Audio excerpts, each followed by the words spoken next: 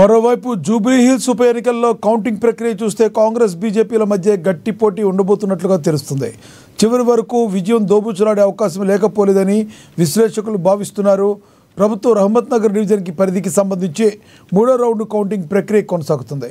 ఇక్కడ కాంగ్రెస్ పార్టీ అభ్యర్థి నవీన్ యాదవ్కు 12,503 ఓట్లు రాగా బీఆర్ఎస్ అభ్యర్థి మాగంటి సునీతకు 12,292 ఓట్లు వచ్చాయి. దీంతో బీఆర్ఎస్ పార్టీకి 211 ఓట్ల ఆధిక్యం వచ్చింది. అయితే ఈ ధోరణి ఇలాగే కొనసాగుతుందా లేక చివరి వరకు కాంగ్రెస్ అభ్యర్థి నవీన్ యాదవ్ ఆధిక్యాన్ని ప్రదర్శిస్తారా అనేది ఆసక్తికరంగా మారింది. ఇదే విషయానికి సంబంధించి మరింత సమాచారాన్ని మా ప్రతినిధి హరీష్ అందిస్తారు లైవ్ ద్వారా. హరీష్, చెప్పండి, మీ దగ్గర ఉన్న తాజా సమాచారం ఏంటి? రైట్ లక్ష్మీనాథ్, ఏదైతే రేపత్ నగర్ లో సంబరాలు ప్రారంభమయ్యాయి. నవీన్ యాదవ్ కాంగ్రెస్ పార్టీ అభ్యర్థి నవీన్ యాదవ్ సంబంధించి కూడా 5వ రౌండ్ లో 12,651 సంబంధించి కూడా ఓట్ల మెజార్టీతో ముందంజలో కొనసాగుతా ఉన్నాడు. ముందు నుంచి కూడా కాంగ్రెస్ పార్టీ అభ్యర్థి నవీన్ యాదవ్ సంబంధించి కూడా మొదటి రౌండ్ లో ఏదైతే పోస్టల్ బ్యాలెట్లకు సంబంధించిన ఓట్ల నుంచి కూడా నవీన్ యాదవ్ ముందంజలో కొనసాగుతుంది. మొదటి రౌండ్ కు సంబంధించి కూడా 47 ఓట్ల మెజార్టీతో ముందంజలో కొనసాగాడు. అలాగే రెండో రౌండ్ కి సంబంధించి కూడా 2,995 సంబంధించి కూడా ఓట్లతో ముందంజలో కొనసాగాడు. మూడో రౌండ్ కి సంబంధించి కూడా 2,848 ఓట్లతో ముందంజలో కొనసాగాడు. 4వ రౌండ్ కి సంబంధించి కూడా 3,547 ఓట్ల మెజార్టీతో ఉన్నాడు. 5వ రౌండ్ కి సంబంధించి కూడా ప్రధానంగా 12,651 మెజార్టీ ఓట్లకు సంబంధించి కూడా కొనసాగుతున్న పరిస్థితి అయితే ఉంది. ఇక మొత్తంగా 5వ రౌండ్ కూడా పూర్తయింది. 6వ రౌండ్ కి సంబంధించి కూడా లెక్కింపు అయితే కొనసాగుతున్న పరిస్థితి అయితే కనిపిస్తా ఉంది. కాబట్టి మొత్తంగా కాంగ్రెస్ పార్టీ సంబంధించి కూడా సంబరాలు ప్రారంభమయ్యి ఒకవైపు గాంధీ భవన్ లో, అలాగే రేపత్ నగర్ సంబంధించి కూడా నవీన్ యాదవ్ క్యాంపు కార్యాలయం సంబంధించి కూడా ఇప్పుడే పటాసులు పెంచి సంబరాలు చేసుకుంటున్న పరిస్థితి అయితే కనిపిస్తుంది. మొదటి నుంచి కూడా కాంగ్రెస్ పార్టీ సంబంధించి అలాగే బీఆర్ఎస్ వర్సెస్ కొనసాగుతున్న నేపథ్యంలో 3వ రౌండ్ లకు సంబంధించి కూడా అనూహ్యంగా బీఆర్ఎస్ అభ్యర్థి మాగంటి సునీతకి సంబంధించి కూడా ముందంజలో కొనసాగారు. ప్రధానంగా ఇప్పుడు సంబంధించి ఏదైతే 5వ రౌండ్ పూర్తయింది, 6వ రౌండ్ కి సంబంధించి కూడా వెంగళరావు నగర్ డివిజన్ లోని 6 బూతులకు సంబంధించి కూడా లెక్కింపు ఉంటుంది. ఇక యూసుఫ్ గూడ డివిజన్ కి సంబంధించి కూడా 36 బూతులకు సంబంధించి కూడా లెక్కింపు ఉంటుంది. ఇప్పటికే ఇక మొదటి రౌండ్ కి సంబంధించి కూడా షేక్పేట డివిజన్ కి సంబంధించి కూడా లెక్కించారు. రెండో రౌండ్ లో షేక్పేట డివిజన్ తో పాటుగా మరికొన్ని బూతులతో ఎర్రగడ్డ డివిజన్ లోని 10 బూతులలో కూడా ఓట్లను లెక్కించడం జరిగింది. ఇక రెండో రౌండ్ లో వెంగళరావు నగర్ లోని 4 బూతులకు సంబంధించి కూడా లెక్కింపు జరిగింది. ఇక మూడో రౌండ్ లో ఎర్రగడ్డ డివిజన్ కి సంబంధించి 6 బూతులకు సంబంధించి కూడా లెక్కింపు జరిగింది. రేమత్ నగర్ సంబంధించి కూడా 26 బూతులకు సంబంధించి కూడా 3వ రౌండ్ లో లెక్కింపు జరిగింది. అలాగే వెంగళరావు నగర్ కి సంబంధించి కూడా 8 బూతులకు సంబంధించి కూడా లెక్కింపు జరిగింది. అలాగే 4వ రౌండ్ కి సంబంధించి కూడా వెంగళరావు నగర్ లోని మొత్తంగా డివిజన్ 26 బూతులకు సంబంధించి కూడా లెక్కింపు జరిగింది. రెహమత్ నగర్ కి సంబంధించి కూడా 16 బూతులకు సంబంధించి కూడా లెక్కింపు జరిగింది. అలాగే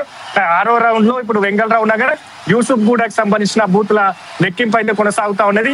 ఇక కాంగ్రెస్ పార్టీకి సంబంధించి కూడా హవా కొనసాగు పరిస్థితి అయితే కనిపిస్తుంది. పోస్టల్ బ్యాలెట్ నుంచి కూడా ఇప్పుడు 5వ రౌండ్ కి సంబంధించి కూడా ఏదైతే భారీ మెజార్టీతో నవీన్ యాదవ్ ముందంజలో కొనసాగుతా ఉన్నాడు.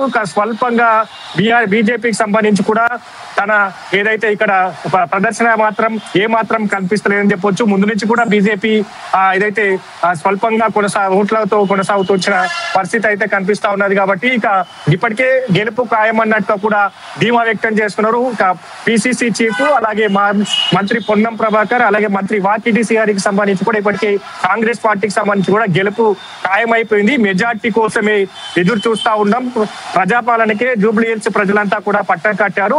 ఇక కాంగ్రెస్ పార్టీ అభివృద్ధి వైపు మొగ్గు చూపారు. 10 ఏళ్ల బీఆర్ఎస్ పాలనకు సంబంధించి కూడా అభివృద్ధి కుంటుపడింది. ఇక్కడ జూబ్లీహిల్స్ ప్రజలకు ఇచ్చిన హామీలన్నిటిని కూడా కాంగ్రెస్ పార్టీ నెరవేర్చబోతా ఉన్నది. ప్రజలకు సంబంధించి కూడా ప్రజాపాలన వైపే, డెవలప్మెంట్ వైపే కాంగ్రెస్ పార్టీ అయితే జూబ్లీహిల్స్ ఓటర్లంతా మొగ్గు చూపారు. కాబట్టి వాళ్ళందరికీ కృతజ్ఞత తెలుపుతూ వస్తుంది. ఎందుకంటే 5వ రౌండ్ కి సంబంధించి కూడా కొనసాగుతా ఉన్నది. 12,000 పైచిలకు మెజార్టీతో కాంగ్రెస్ పార్టీ అభ్యర్థి నవీన్ యాదవ్ గెలుపు ఖాయమన్నట్టుగా కూడా మంత్రులంతా కూడా ధీమా వ్యక్తం చేస్తున్న పరిస్థితి అయితే కనిపిస్తా ఉంది. కాబట్టి మరికొన్ని డివిజన్లకు సంబంధించి కూడా ఇంకా 4 డివిజన్లకు సంబంధించి కూడా లెక్కించేది ఉంది. దాంట్లో యూసుఫ్ కూడా, సోమాజీ కూడా, ఇక ఎర్రగడ్డకు సంబంధించిన కొన్ని బూతులు, అలాగే బోరబండ డివిజన్ కి సంబంధించి కూడా 18 బూత్ల లెక్కించి అలాగే 9వ రౌండ్ కి సంబంధించి కూడా బోరబండ అలాగే ఎర్రగడ్డకు సంబంధించి కూడా పలు బూతులకు సంబంధించి కూడా లెక్కింపు ఉంటుంది. ఇంకా ఫైనల్ గా ఎర్రగడ్డ డివిజన్ లోని 29 బూతులు 10వ రౌండ్ లో 29 ఎర్రగడ్డలోని 29 బూత్ సంబంధించి కూడా లెక్కింపుతో పూర్తవుతా ఉన్నది. తుది ఫలితం మరి కాసేపట్లో అంటే ఇంకా గంట ప్రాంతంలో కూడా తుది ఫలితం వెలువడే అవకాశాలు అయితే కనిపిస్తాయి. ఇంకా మొత్తంగా ట్రెండ్స్ అయితే కాంగ్రెస్ పార్టీ అభ్యర్థి నవీన్ యాదవ్ వైపు చూపిస్తాం. ఎందుకంటే మొదటి రౌండ్ నుంచి కూడా ఆధిక్యంలో కొనసాగుతున్నాడు, ముందంజలో కొనసాగుతున్నాడు. ఇప్పుడు 12,000 పైచీలకు మెజార్టీతో ముందంజలో నవీన్ యాదవ్ కొనసాగుతున్నాడు. ఇక్కడ మరోవైపు రెహమత్ నగర్ కి సంబంధించి కూడా తన స్వస్థలం అని చెప్పొచ్చు. ఇక్కడ లోకల్ కి సంబంధించిన క్యాండిడేట్ కాబట్టి ఇంకా పలు బూతులు రెహమత్ నగర్ కి సంబంధించి కూడా దాదాపుగా ఇంకా 28 బూతులకు సంబంధించి కూడా లెక్కింపు ఉంది. దాంట్లో ప్రధానంగా కాంగ్రెస్ పార్టీకే ఆ ఓట్లన్నీ కూడా పడతాయన్నట్టుగా ధీమా వ్యక్తం చేస్తున్నారు. దాంతో పాటుగా బోరబండ ఎర్రగడ్డకు సంబంధించిన బూతులకు సంబంధించి కూడా అత్యధికంగా కాంగ్రెస్ పార్టీకి ఓట్లు కలిగి ఉంటాయని కూడా కాంగ్రెస్ పార్టీ నేతలు చెప్పారు. ఎగ్జిట్ పోల్స్ కూడా పలు ఈ బూతులు రెహమత్ నగర్, బోరబండ అలాగే వెంగళరావు నగర్ మిగతా ప్రాంతాల్లో కూడా ఎగ్జిట్ పోల్స్ కూడా కాంగ్రెస్ పార్టీకి సంబంధించి కూడా అక్కడ ఓటు బ్యాంకు అధికంగా ఉన్నట్టుగా కూడా పలు ఎగ్జిట్ పోల్స్ స్పష్టం చేశాయి.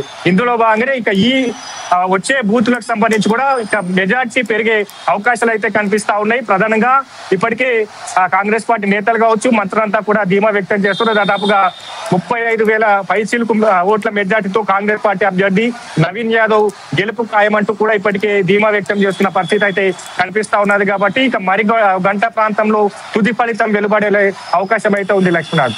అయితే హరీష్, ప్రధానంగా చూసుకుంటే కాంగ్రెస్ పార్టీని ప్రజలంతా నమ్మడానికి గల ప్రధాన కారణం ఏంటంటారు? అది బీఆర్ఎస్ మీద ఉన్న వ్యతిరేకతగా భావించాలా, లేదంటే కాంగ్రెస్ పార్టీ అధికారంలో ఉంది కాబట్టి మనకి డెవలప్మెంట్ అవడానికి కంపల్సరీ ప్రభుత్వం వైపు నిలబడాలని ప్రజలు అనుకున్నారనుకోవాలా? ఏంటంటారు, ఎందుకు నిలబడ్డారు కాంగ్రెస్ వైపు ప్రజలు? రైట్, ప్రధానంగా జూబ్లీ హిల్స్ లో 10 ఏళ్ల పాటు మాగంటి గోపీనాథ్ సంబంధించవచ్చు బీఆర్ఎస్ పార్టీ అభ్యర్థి ఎమ్మెల్యేగా పనిచేశారు. రూలింగ్ గవర్నమెంట్ 2 సార్లు బీఆర్ఎస్ ప్రభుత్వం 2 సార్లు రూలింగ్ గవర్నమెంట్ లో ఉన్నది. అభివృద్ధికి సంబంధించి కూడా కుంటుపడింది. ఇంకా జూబ్లీ హిల్స్ ప్రజలకు సంబంధించి కూడా 10 ఏళ్ళు ఈ బీఆర్ఎస్ పాలనకు సంబంధించి కావచ్చు ఇక్కడ స్థానిక ఎమ్మెల్యే చేసిన అభివృద్ధి కార్యక్రమాల పైన కుంటుపడింది. కాబట్టి ఇక ఈ వ్యతిరేకతతో ఇక కాంగ్రెస్ పార్టీకి కలిసి వచ్చిందని చెప్పొచ్చు. దాంతో పాటుగా ప్రజాపాలన 2 ఏళ్ల కాంగ్రెస్ ప్రభుత్వం ఏర్పాటు తర్వాత జూబ్లీ హిల్స్ కు సంబంధించిన పలు అభివృద్ధి కార్యక్రమాలు కావచ్చు ఇక్కడ అంటే చాలా వరకు జూబ్లీ హిల్స్ ప్రాంతంలో పేద మధ్య తరగతి కుటుంబీకులు ఎక్కువ ఉంటారు. వాళ్ళకి సంబంధించి కూడా గత 10 ఏళ్లకు రేషన్ కార్డు కావచ్చు, ఇతర ఇందిరమ్మ ఇల్లు కావచ్చు, ఇక్కడ కనీస సౌకర్యాలకు సంబంధించి అక్కడ చిన్న ఏదైతే సౌకర్యాలు కూడా గత ప్రభుత్వం కల్పించలేకపోయింది. ఇక బీఆర్ఎస్ ఓటమి తర్వాత కాంగ్రెస్ పార్టీ అధికారంలోకి వచ్చిన తర్వాత జూబ్లీ హిల్స్ లో ప్రజాపాలనలో ప్రతి ఇంటికి సంక్షేమం అందినట్టుగా కూడా స్పష్టంగా ప్రజలే ప్రచారంలో తెలపడం జరిగింది. ఇందిరమ్మ ఇల్లు అంటేనేమి సన్నబియ్యం పంపిణీ కావచ్చు, అలాగే మిగతా ఏదైతే ఇక్కడ సీవరేజ్ కి సంబంధించిన డ్రైనేజ్ సమస్యలు కావచ్చు, వర్షం వస్తే కూడా డ్రైనేజ్ సమస్యలకు సంబంధించి కూడా ఈ రెహమత్ నగర్ ప్రాంతాలకు సంబంధించి కావచ్చు ఇక్కడ జూబ్లీ హిల్స్ బస్తీలోను వాళ్ళు కాలనీలు నీట మునిగిపోయి ఇంకా చెరువులు తలపించాయి. ఆ సిచ్యువేషన్స్ ఇప్పుడు రాలేదు. దాంతో పాటుగా ఈ పథకాలకు సన్నబియ్యం, కొత్త రేషన్ కార్డులు, ఇందిరమ్మ ఇల్లు, ఇక జూబ్లీ హిల్స్ కి సంబంధించి కూడా పలు 500 కోట్లకు పైగా కూడా చాలు అభివృద్ధి కార్యక్రమాలకు శంకుస్థాపన చేశారు. దాంతో పాటుగా నవీన్ యాదవ్ ని గెలిపిస్తే కాంగ్రెస్ ప్రభుత్వం నుంచి జూబ్లీ హిల్స్ ని మరింత అభివృద్ధి చేస్తాం, వీటన్నిటికీ ప్రజలకు ఇచ్చిన హామీలను నెరవేరుస్తాం అన్నట్టు కూడా చెప్పడం జరిగింది. దాంతో పాటుగా బీసీలకు సంబంధించిన రిజర్వేషన్ అంశం కూడా బలంగా ఫలించింది. ఎందుకంటే బీసీ అభ్యర్థి అక్కడ ఇరు పార్టీలకు సంబంధించి కూడా బీసీ అభ్యర్థిని బరిలో నిలపలేకపోయింది. 42% బీసీలకు సంబంధించి కూడా కాంగ్రెస్ ప్రభుత్వం హామీ ఇచ్చింది. కాబట్టి హామీ మేరకు బీసీ అభ్యర్థిని బరిలో దించాం. జూబ్లీ హిల్స్ ఎన్నికల నుంచే కూడా రిజర్వేషన్ కి సంబంధించి కూడా కాంగ్రెస్ పార్టీ కట్టుబడి ఉన్నట్టుగా కూడా ఇండికేషన్ ఇచ్చింది. వీటన్నిటికీ సంబంధించి కూడా జూబ్లీ హిల్స్ ఓటర్లు కావచ్చు, ముఖ్యంగా ఏదైతే ఈ జూబ్లీ హిల్స్ పరిధిలోని 7 డివిజన్లలో రేషన్ కార్డుల పంపిణీ, సన్న బియ్యం కావచ్చు, ఇందిరమ్మ ఇళ్ల పంపిణీ ఈ ఇంపాక్ట్ అయితే పడ్డది. దాని తర్వాత కాంగ్రెస్ ప్రభుత్వం తర్వాత ఏవైతే ఆలోచిస్తుందో వాటిని నెరవేర్చబోతా ఉన్నామని కూడా చెప్పడం జరిగింది. కాబట్టి ఖచ్చితంగా వీటిని ప్రజలంతా నమ్మారు, విశ్వసించారు. మరోవైపు బీఆర్ఎస్ కి సంబంధించి 10 ఏళ్ల పాలనకు సంబంధించి కూడా ఎట్లాంటి వైఫల్యాలు జరిగాయో వాటన్నిటిని ప్రజలకు సంబంధించి కూడా అప్పుడు పార్టీని ఈసారి ఖచ్చితంగా కాంగ్రెస్ పార్టీని గెలిపించాలి, కాంగ్రెస్ అభ్యర్థిని మారిస్తే ఖచ్చితంగా అభివృద్ధి జరుగుతున్నట్టు కూడా ఓటర్లంతా బలంగా నమ్మారు కాబట్టి కాంగ్రెస్ పార్టీ వైపు మొగ్గు చూపినట్టుగా తెలుస్తుంది. దాంట్లో భాగంగానే ఈ మెజార్టీతో ఈ లీడింగ్ అయితే కొనసాగుతా ఉన్నది. మొత్తంగా కాంగ్రెస్ పార్టీ ప్రజాపాలన డెవలప్మెంట్ వైపు అయితే అడుగులు పడతా ఉన్న పరిస్థితి అయితే కనిపిస్తా ఉంది. ఇంకా 4 రౌండ్లు మిగిలి ఉన్నాయి కాబట్టి ప్రజలకు సంబంధించి కూడా ఇలాంటి తీర్పు ఇవ్వబోతున్నారు, మెజార్టీ ఎంత మెజార్టీ ఇస్తారు లేదా ఈ ట్రెండ్స్ ఏమైనా తారుమారు కాబోతున్నాయి అన్న ఇంకా తెలియాలంటే ఇక గంట పాటు వెయిట్ చేయాల్సిన అవసరం అయితే ఉంది లక్ష్మీనాథ్. అయితే ప్రధానంగా చూసుకుంటే ఈ జూబ్లీ ఉప ఎన్నిక ఏదైతే ఉందో రాబోయే కాలంలో మరీ 2-3 చోట్ల ఉప ఎన్నికలు రావడానికి అంకురార్పణ జరిగింది అనుకోవచ్చా? ఎందుకంటే ఇప్పటికే కొంతమంది బీఆర్ఎస్ టికెట్ ద్వారా గెలిచి కాంగ్రెస్లోకి వెళ్ళిన వాళ్ళు ఉన్నారు. ఖైరతాబాద్ కావచ్చు, గట్కేసర్ కావచ్చు, మరి కడియం శ్రీహరి కావచ్చు, లేదంటే దాను నాగేంద్ర కావచ్చు. వీళ్ళ ద్వారా ఆల్రెడీ కోర్టుకు వెళ్ళి బీఆర్ఎస్ కంపల్సరీ వాళ్ళు రాజీనామా చేయాలని ఒత్తిడి తీసుకొచ్చిన పరిస్థితి. ఈ రోజున వీళ్ళే స్వయంగా రాజీనామా చేసి మరి మళ్ళీ ఉప ఎన్నికలకి వెళ్ళడానికి అవకాశం ఈ జూబ్లీ కాంగ్రెస్ గెలుపు ద్వారా అయ్యే అవకాశం ఉందంటారా? కాంగ్రెస్ పార్టీ వెళ్ళే అవకాశం ఉంది? ప్రధానంగా పార్టీ ఫిరాయింపుల అంశానికి సంబంధించి కూడా స్పీకర్ వద్ద ఇప్పుడు విచారణ కొనసాగుతా ఉన్నది.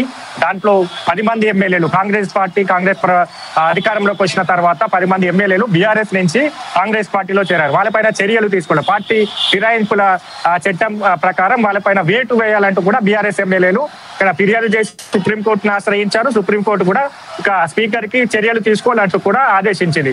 అది కొనసాగుతా ఉన్నది. దాంట్లో ప్రధానంగా దానం నాగేందర్ ఖైరతాబాద్ ఎమ్మెల్యే సంబంధించి కూడా దానం నాగేందర్ కి సంబంధించిన నోటీసులకు వివరణ ఇవ్వలేదు. ఆయన బీఆర్ఎస్ లో ఎమ్మెల్యేగా కొనసాగుతూ కాంగ్రెస్ బీఫామ్ పైన ఎంపీగా పోటీ చేయడం జరిగింది. ఈ అంశాన్ని బలంగా లేవనెత్తింది బీఆర్ఎస్. ఇదే ఆధారాన్ని సుప్రీంకోర్టుకు సంబంధించి కూడా అఫిడవిట్ రూపంలో సమర్పించింది. వైపు స్టేషన్ గణపూర్ ఎమ్మెల్యే సంబంధించి కూడా ఆయన ఆ నోటీసులకు రిప్లై ఇవ్వలేదు. అంటే ఇద్దరికి సంబంధించి కూడా ఇప్పుడు ఇలాంటి చర్యలు తీసుకోబోతుంది. ఒకవైపు ఖైరతాబాద్ ఎమ్మెల్యే దానం నాగేందర్ కి సంబంధించి కూడా ఆయన కాంగ్రెస్ బీఫామ్ పైన ఎంపీగా పోటీ చేశారు కాబట్టి ఏ విధమైన చర్యలు తీసుకుంటే ఖచ్చితంగా అక్కడ ఉప ఎన్నిక రాబోతా ఉన్నట్టుగా కూడా తెలుస్తా ఉన్నది. కాబట్టి అక్కడ కూడా ఎదుర్కొనేందుకు కాంగ్రెస్ పార్టీ సిద్ధంగా, ఎందుకంటే దానం నాగేందర్ కాంగ్రెస్ పార్టీలోనే కొనసాగుతున్నారు. కాంగ్రెస్ కార్యక్రమాలకు సంబంధించి కూడా హాజరవుతున్నారు. ఒకవేళ ఆయన రాజీనామా చేసి మళ్ళీ అక్కడి నుంచి పోటీ చేస్తారా లేదా కొత్త అభ్యర్థికి ఏమైనా అవకాశం ఇస్తారా, వీటన్నిటికి సంబంధించి కూడా చర్యలు తీసుకున్న తర్వాత ఈ అంశాలకు సంబంధించి కూడా స్పష్టత వచ్చే అవకాశం ఉంది. అంటే ఇప్పుడు మాత్రం ఖచ్చితంగా ఈ జూబ్లీ హిల్స్ ఎన్నిక గెలిస్తే స్థానిక సంస్థల ఎన్నికలకు సంబంధించి కూడా కాంగ్రెస్ ప్రభుత్వం కాంగ్రెస్ పార్టీ ఇంపాక్ట్ అయితే ఉంటుంది. స్థానిక సంస్థల్లో కూడా ఇదే నినాదాన్ని, బీసీ నినాదాన్ని కావచ్చు, కాంగ్రెస్ పట్ల కాంగ్రెస్ ప్రభుత్వం పట్ల ప్రజాపాలన పట్ల ప్రజలకు ఆదరణ ఉన్నది అన్నట్టుగా కూడా ఈ ఇండికేషన్ ని రాష్ట్ర వ్యాప్తంగా కూడా కాంగ్రెస్ పార్టీ ఇచ్చేందుకు సిద్ధమైంది. అందుకే ఈ జూబ్లీ హిల్స్ ఎన్నికల్లో క్యాడర్ అంతా కూడా ప్రచారం చేసింది.